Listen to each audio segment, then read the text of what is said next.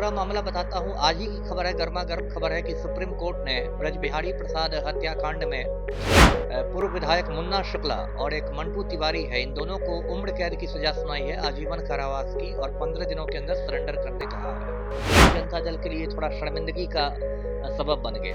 मतलब इधर तेजस्वी यादव जो विपक्ष के नेता हैं, बिहार में इतने उछल-कूद मचाए हुए थे कि चचा के समय में 33 कांड हो गए तो 35 कांड हो गए, क्योंकि उनको तो सारी बातें मालूम ही थी कि मुन्ना शुक्ला अभियुक्त है, ब्रज बिहारी कांड में निचली अदालत से उम्र कैद मिल चुकी है और ये शुक्ला गिरोह का सदस्य था।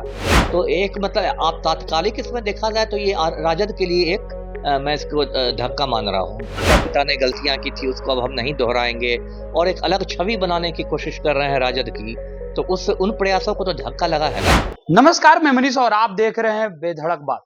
ब्रज बिहारी प्रसाद जो कि आरजेडी के पूर्व मंत्री रहे हैं, उनकी हत्या जो है मुन्ना शुक्ला के द्वारा की गई थी। इसके बाद सुप्रीम कोर्ट ने 26 साल बाद फैसला सुनाया है और 2 अभियुक्तों को उम्र कैद की सजा सुनाया। इसी मुद्दे पर बात करेंगे। हमारे साथ मौजूद हैं पूर्व आईपीएस अधिकारी अमिताभ दास सर 26 साल पुराना मामला सुप्रीम कोर्ट ने अब फैसला सुनाया है और मुन्ना शुक्ला और उनके एक और साथी को उम्र कैद की सजा जो है वो सुनाई है। क्या लगता है, न्याय में भी देरी वो अन्याय ही माना जाता है? सर कैसे देखते हैं इस पूरे प्रकरण? अच्छा ठीक है, देर हुई है, अंधेर नहीं हुई है। देखिए, मैं दर्शकों को पूरा मामला बताता हूँ। आज ही की खबर है, गरमा-गर्म खबर है कि सुप्रीम कोर्ट ने ब्रज बिहारी प्रसाद हत्याकांड में पूर्व विधायक मुन्ना शुक्ला और एक मंटू तिवारी है, इन दोनों को उम्र कैद की सजा सुनाई है, आजीवन कारावास की, और 15 दिनों के अंदर सरेंडर करने कहा है। और ये मामला मैं शुरू से बताता हूँ दर्शकों को। ये जो ब्रज बिहारी प्रसाद था, ये भी एक आपराधिक छवि का नेता था और तिरहुत और चंपारण इलाके में इसकी मतलब वर्चस्व की लड़ाई चलती थी शुक्ला गिरोह से। शुक्ला गिरोह में 3 भाई थे, छोटन शुक्ला, भुटकुन शुक्ला और मुन्ना शुक्ला। और यूपी का माफिया डॉन था श्री प्रकाश शुक्ला, वो भी उस गिरोह से जुड़ा हुआ था।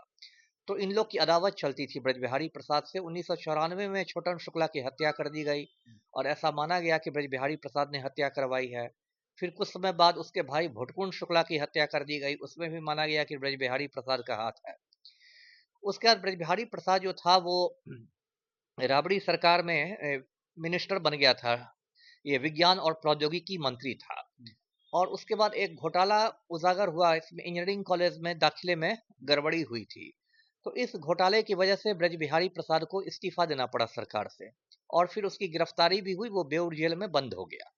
अब जैसा कि होता है वीआईपी लोगों के साथ, जेल में जाने ही के साथ उनको सीने में दर्द उठ जाता है, तो ब्रज बिहारी प्रसाद के भी सीने में दर्द उठ गया। उसके बाद डॉक्टरों ने कहा कि इनको पटना के शेखपुरा में है इंदिरा गांधी आयुर्विज्ञान संस्थान, वहां भर्ती कराया जाए आईजीआईएमएस में। तो ब्रज बिहारी प्रसाद वहां भर्ती हो गए, वहां सारा दर्द भी गायब हो गया और शाम के समय वो इवनिंग वॉक करते थे। तो 13 जून 1998 की बात है, अब तो 26 साल से भी ऊपर हो रहे हैं। वो ब्रज बिहारी प्रसाद इवनिंग वॉक कर रहा था, अचानक 5-6 लोग आए, श्री प्रकाश शुक्ला भी था, और इन लोगों ने उसको मतलब AK-47 से बिल्कुल भून दिया गोलियों से। उसके बाद मामला बहुत हुआ, बहुत हंगामा हुआ, तो बिहार सरकार ने उस मामले की जांच सीबीआई को सौंप दी। इसी बीच जो ब्रज बिहारी प्रसाद की पत्नी थी रमा देवी, वो राजनीति में आ गई, भाजपा में आ गई। उसका वो शिवहर से 3 बार सांसद भी रही। उसके बाद इस मामले में देखिए 8 लोग अभियुक्त बनाए गए ब्रज बिहारी प्रसाद हत्याकांड में। श्री प्रकाश शुक्ला था, मुन्ना शुक्ला था, मंटू तिवारी था, सूरज भान था, राजन तिवारी था, शशि कुमार था, कुल 8 लोग अभियुक्त थे। तो उसमें श्री प्रकाश शुक्ला को तो कुछ दिन बाद यूपी पुलिस ने गाजियाबाद में मार गिराया मुठभेड़ में, तो वो तो ऐसे ही खत्म हो गया।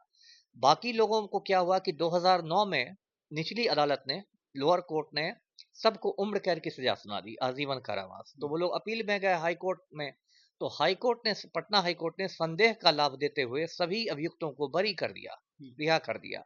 तो हाई कोर्ट के फैसले के खिलाफ सीबीआई और रमा देवी दोनों सुप्रीम कोर्ट पहुंच गए। उसका सुप्रीम कोर्ट में 3 जजों की के बेंच ने इसकी सुनवाई की। जस्टिस संजय कुमार हैं, जस्टिस संजीव खन्ना हैं, जस्टिस आर महादेवन हैं।